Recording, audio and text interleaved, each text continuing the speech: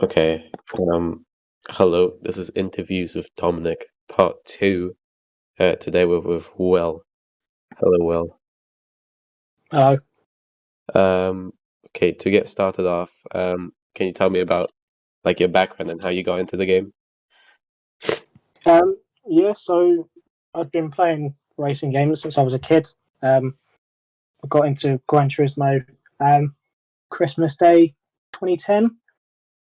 My dad had got a PlayStation 3 and a copy of GT5, and that's where it sort of really started. Okay. Sort of playing that every once in a while when I was as a kid, and then growing up playing it more and more. Um, Finally getting hold of my own PlayStation meant I could play it a whole lot more. Um, and then when GT Sport came out, um, sort of got into, sounds weird, but I got into drifting, and that's where Mhm. I met Tom and people like that, and I got quite good at it. Um, I ended up running a team called LBRT, which people across the Atlantic um, refer to as the European team. Um, Okay. Even I wouldn't have said it was the best, but it was all right. Uh-huh. Um, and then sort of drifting with people like um, Tom Holland, Pine, um, and there was an Irish gent called Scott. We got on quite well, and then obviously the whole lockdown thing happened, Mm-hmm. and that was when we sort of started to get into racing a bit more rather Okay. than drifting. We all seemed to be like fairly sort of close to each other pace wise, so we always had a good laugh. And then we figured, hey, why don't we just make this sort of thing a competition and get some other people in? Fair enough. Um, and then we set up a series that was in the F1 GTR on GT Sport. That went on for 2 seasons. That was real good fun. Met a Dutch gentleman called Aaron, who claimed to be one of the fastest Dutch people in the game. And we never really got on, but it was always a good laugh to sort of have a fight with him because as much as I didn't like him, he was a very clean driver. Mm-hmm. Had a good laugh. After that, I saw just a Group 4 league just on like the Explore page on GT, and I was like, oh, hello, that's up my street. Mm-hmm. So I left a comment on the thing saying, hey, are there any spaces? I'd love to have a crack at this. The guy said, yeah, we'll have you in for the next couple of rounds. Went quite well for the first round. Was fighting for a lead, and then I got punted off. And then a couple of rounds after that, I ended up getting kicked out because someone, trying to think, it was at Laguna Seca, and it was like turn 5, like the first sort of the few left-handers that sort of before it goes uphill, Mm-hmm. and he just pushed me, and I was like, I'm not having this. So I pushed him back. He pushed me again. I went off completely, and trying to get back onto the track, I ended up taking someone out. Yeah. They were like, "Nah, not having this." Booted me out, and that was sort of my first sort of real taste of like touring car racing.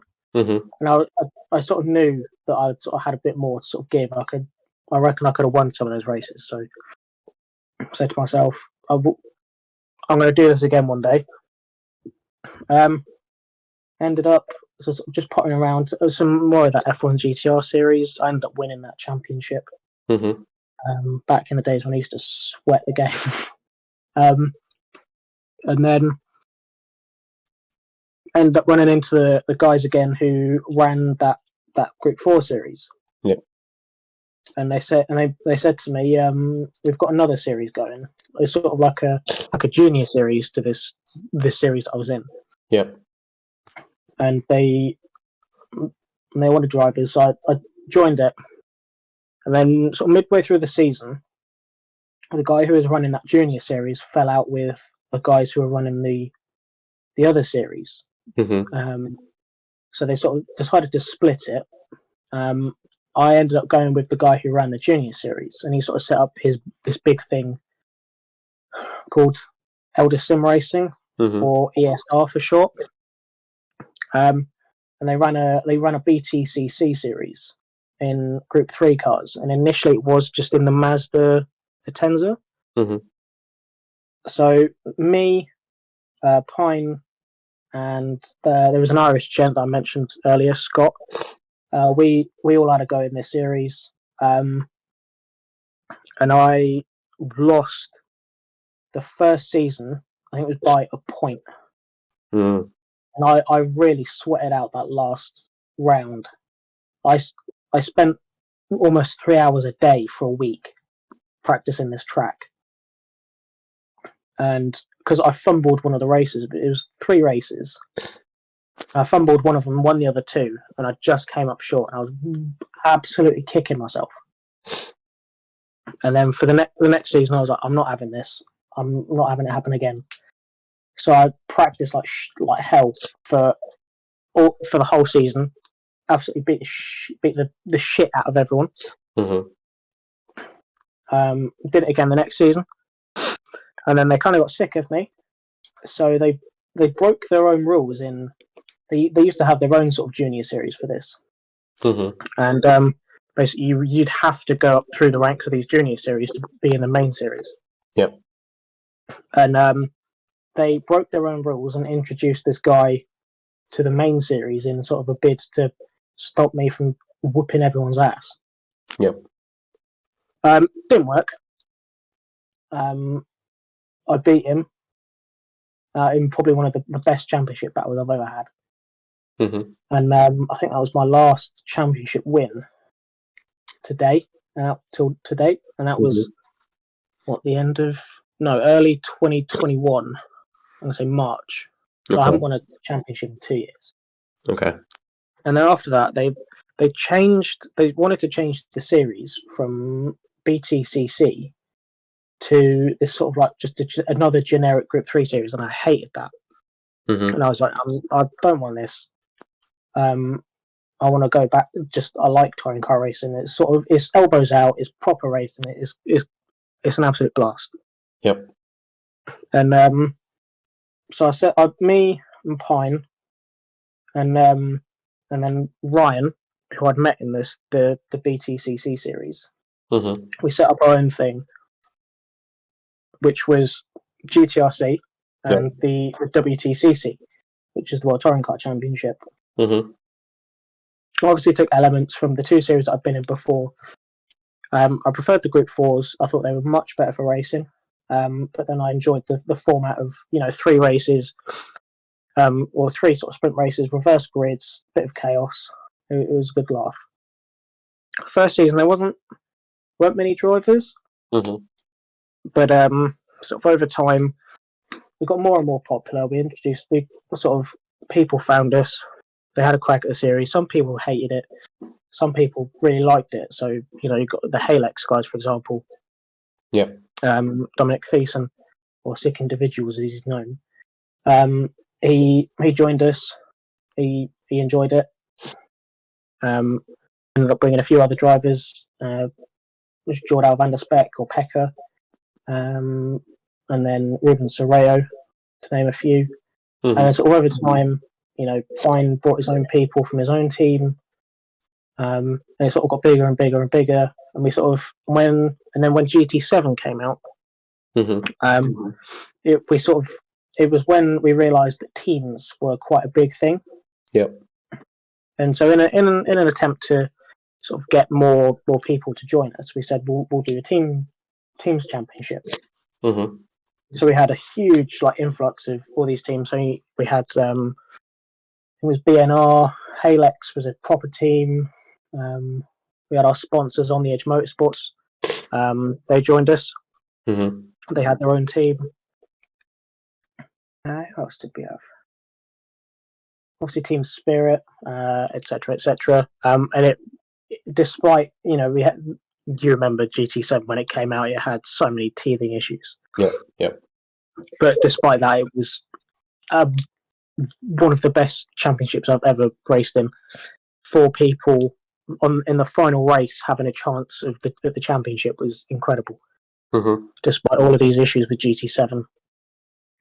And obviously, I'm a big believer in setting up this big championship and then winning it. It's sort of a bit weird. So I've never aimed for the championship. I've never tried to win it. Like I'll win a few races here and there because it's a good laugh, but the whole championship would just be a bit weird. Mm-hmm. And obviously, we've tweaked a few things since then, and we've had more drivers. It's become more and more popular. I've seen people talking about it in other discords, which is like quite nice to see. Yep. And obviously we're on our 10th season now, and I think at the minute it's shaping up to be one of the best championships we've had in a while.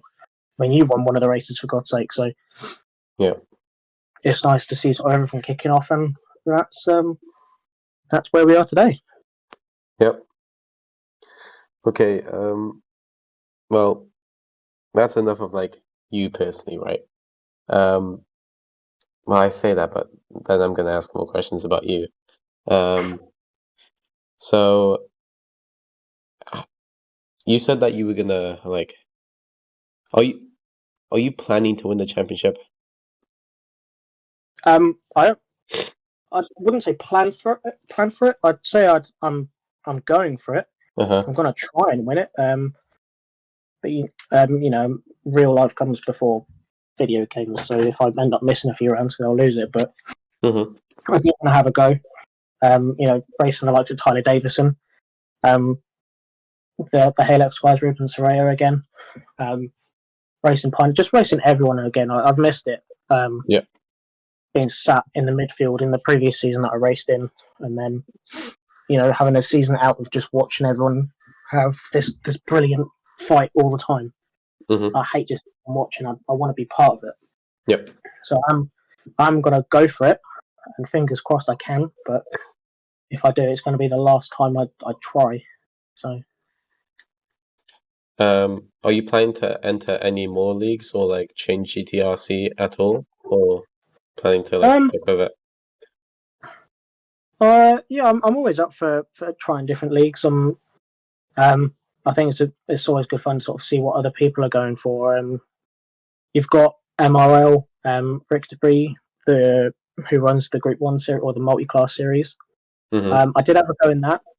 I don't think multi-class racing is really my thing, but it was always good fun. It was well ran. Like Aston Lewis, and they're brilliant drivers, so it's nice to see them like be racing with them. I think recently MRL has ended doing multi-class. Oh, okay. Yeah. But yeah, it's always worth sort of having a look, seeing what's out there. I do like to try different things. But yeah, if there's anything interesting out there, I'll always give it a crack. Mm-hmm. Since this is the 10th season of GTRC, are you planning to make this the last, or are you planning for more? I'm not sure really. We've got 9 more weeks ahead of us to sort of get things cemented. But my biggest fear is that if people are getting old of it, getting bored of the same thing over and over, I'd want to sort of spice things up. Yeah. If I could, the one thing I could do, or the one thing I'd change, is to just make the whole thing this big sort of TOCA style event, like how when you see BTCC on telly, you've got not just that series, but you've got the minis, you've got Formula 4, you've got Ginettas. Mm-hmm. It's like this big sort of festival of different series, different drivers. It'd just be like a great spectacle to see, or spectacle. That's the one. Just to see how just to see something like that. So such a large event happen on Gran Turismo. Mm-hmm. I think that's all. Do you want to add anything, you can. No, you know what? That's pretty much everything. To be fair, yeah. Oh, actually, there is one more thing.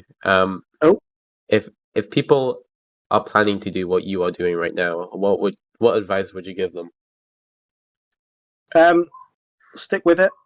And when you make this series, whatever you're planning on doing, whatever kind of racing category or blah blah blah, don't try and make it like this big thing in one go, because you're going to have all these different sort of factors, different parts for your series, and you haven't tested them yet. You might have. It's always good to sort of add them one by one. So the best thing is to just have the first season, make it as stripped down as basic as possible. Obviously, you have the main things, so stewards, a point system, car regulations that work. Just sort of most basic things that will set up a really good base for close fighting and close racing.